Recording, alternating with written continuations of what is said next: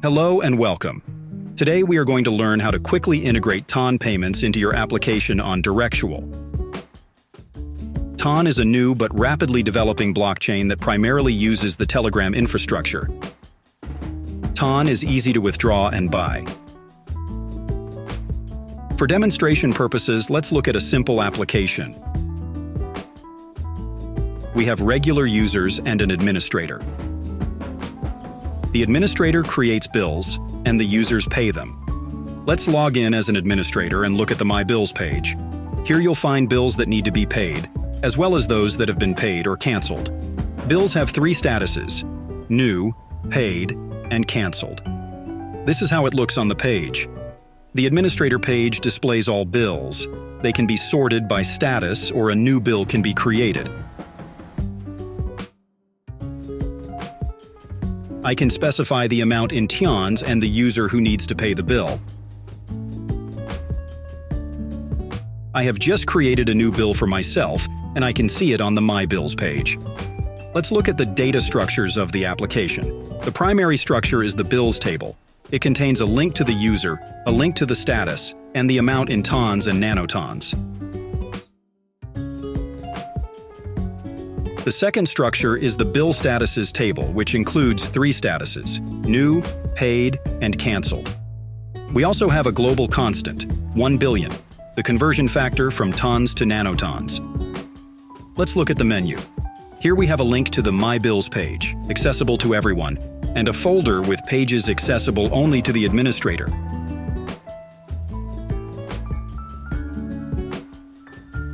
In addition to the standard web pages, we have two custom pages: All Bills and My Bills.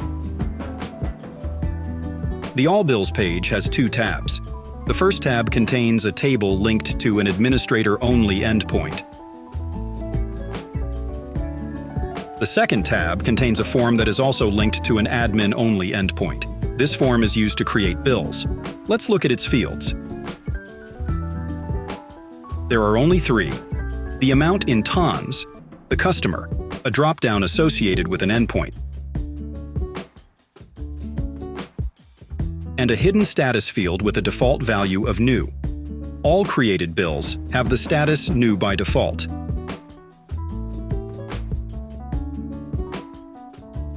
The My Bills page has the Cards View component with an endpoint.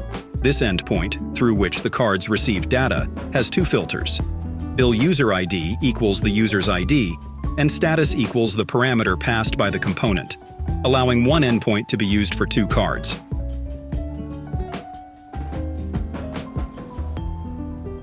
For the card itself, we use plain HTML.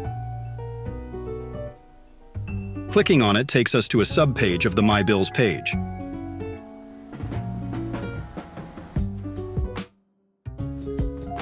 This page is also set as the home page. Now let's connect TON payments. First, we need a wallet. You can register any wallet, but I will use Wallet from Telegram.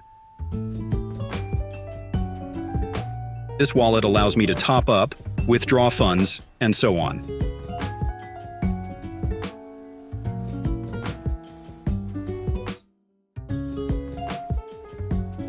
In the application, go to the plugin section and install the free TON plugin from the marketplace.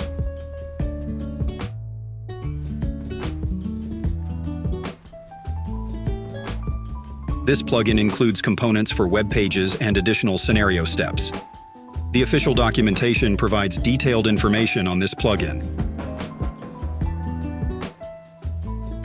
Let's start with the web part by adding the Pay in TONs component to the page. We go to the subpage, i.e., the bill page.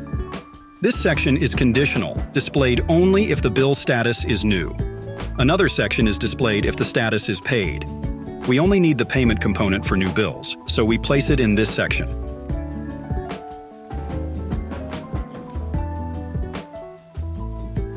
It works with an endpoint that retrieves a single bill object on this subpage.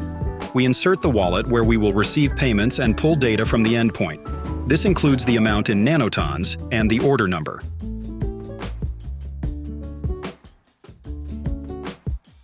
Note that we create all bills in TONs. The nanotons field is filled using a scenario. Here is the scenario, which runs for all new objects and if the amount in tons field has been changed. The amount in nanotons is as the amount in tons multiplied by the global constant. We use the bill ID as the order number. We will use this to identify the payment. We also need a webhook to receive notifications.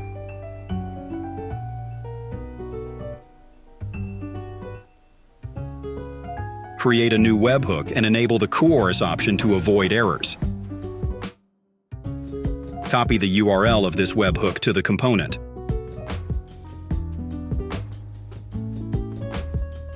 Now save and test.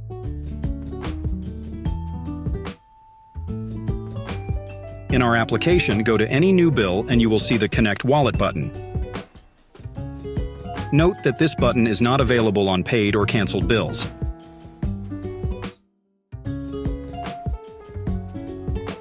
Let's connect the wallet. I will use Wallet from Telegram for my payments. The wallet reports that the My Bills application wants to connect and warns that all transactions will still be approved by me.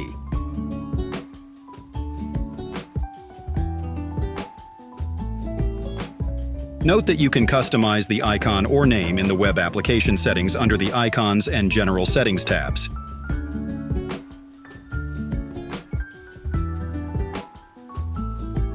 Great, we connected the wallet.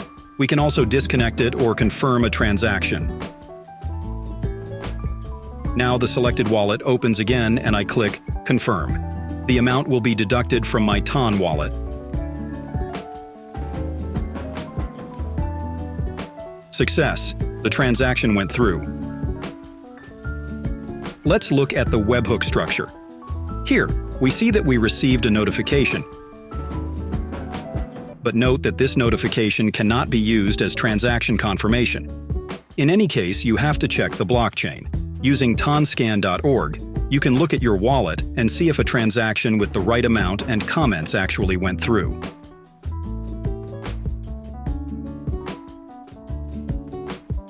Now let's automate transaction retrieval. To do this, create a new data structure, TON transactions, and add the necessary fields. User ID, amount, link to the bill, and a transaction processing flag is processed of type Boolean. Additionally, we need a structure that will serve as a trigger consisting of only one object. This object will run the scenario on a schedule. Now, let's create the scenarios. Place them in a folder named TON. The first scenario will be called Get TON Transactions. This scenario will work with the single trigger object, running on a schedule every day. Such scenarios fetch all objects from the structure and process them. In our case, it is just one object with an ID equal to 1.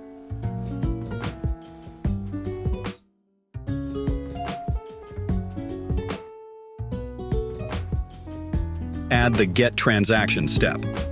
This step returns a response in JSON format, which we need to save. So we add another JSON field to the trigger and return to the scenario.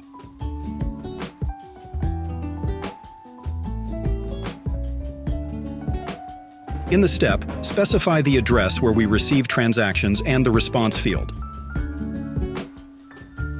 Through the debug panel, run the object and see that the TON API service gave us a JSON containing all transactions. To parse them, we need an array of links to future transactions.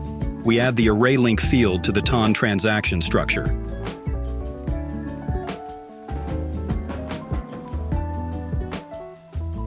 Go back to the scenario and add the JSON step to parse the response.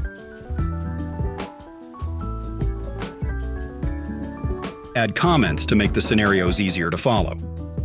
In the JSON step, specify the response structure. This is the structure of the JSON itself that we will use to parse. Next, specify the parsing rules.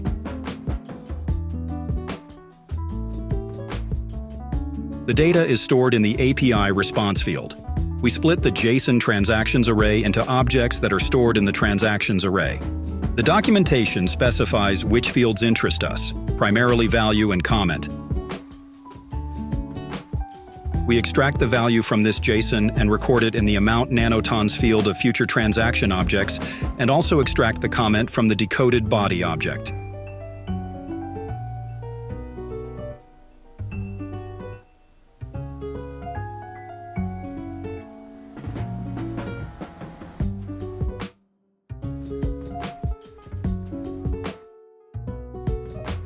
The text field is stored in the comment field that we need to add.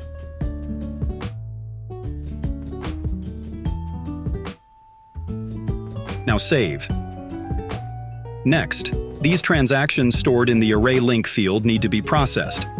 We will do this in another scenario, so add the link scenario step and set up the transaction processing scenario itself. This scenario will work with the TON transaction structure without any triggers, because we will call it with the link scenario step. First, we check to see if the transaction has already been processed. Remember that we added the isProcessed field. If this field is true, we exit the scenario. This means that the transaction has already been processed. If it has not been processed, we will process it. But for clarity, let's publish this scenario and run it.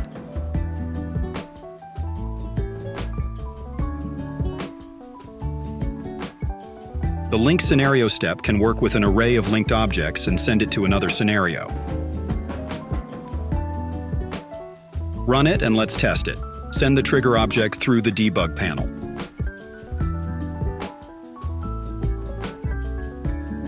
The logs show that everything is correct, and in the data structure we see all the transactions. Here is the last one, the one I just did. There are more transactions in the list. Some old ones can also be filtered out if the comment field is empty. Either the transaction is being processed or the comment is empty.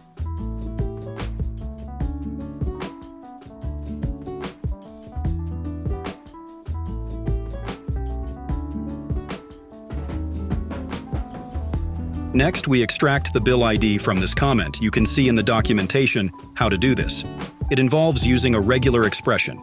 You can copy it directly from here. This is the easiest way to extract the order number.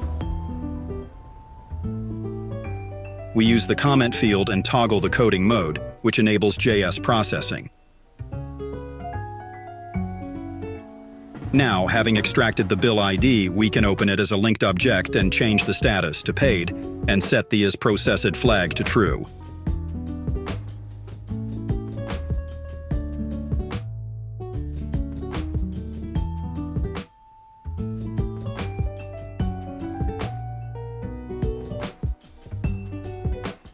Now save and publish. Let's check the transaction retrieval step. Test the scenario using the debug panel. Send the object and watch.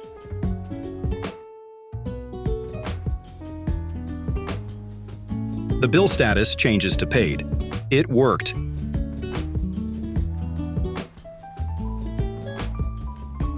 Now let's deal with the notifications we receive on the webhook. They are primarily needed to timely fetch transactions from the blockchain. To run a scenario by trigger, we need a link to this trigger, so we add a context variable of type link to the trigger structure.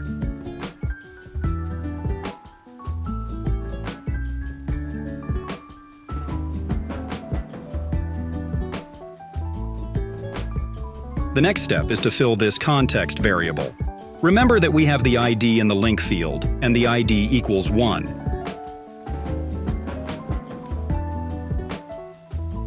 Then, after receiving the notification, it may take a few minutes for the transaction to actually appear in the blockchain, so let's set a delay of 3 minutes. Only then, we will send the trigger object, a linked object from the context variable, to our getTON transaction scenario.